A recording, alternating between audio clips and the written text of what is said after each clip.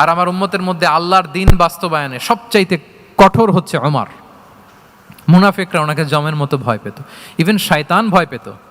রাসূল সাল্লাল্লাহু আলাইহি ওয়াসাল্লাম বলেন, ওমর তুমি যদি এই রাস্তা দিয়ে হাঁটো, শয়তান যদি দেখতে পায়, শয়তান এই রাস্তা রেখে দিয়ে অন্য কোনো রাস্তা থাকলে ওইটা দিয়ে হাঁটে। সুবহানাল্লাহি ওয়া বিহামদিহি।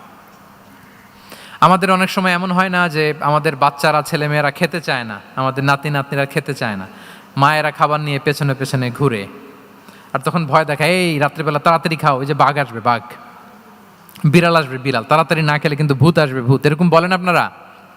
বলেন না? এই দায়িত্ব তো আপনাদের কাঁধে থাকে না, তো ওই যে আমাদের বোনরা বলতে পারবে। বোনরা খাবার নিয়ে ঠিকই রাত্রিবেলায় বাচ্চাদের পেছনে পেছনে এরকম দৌড়াতে হয়।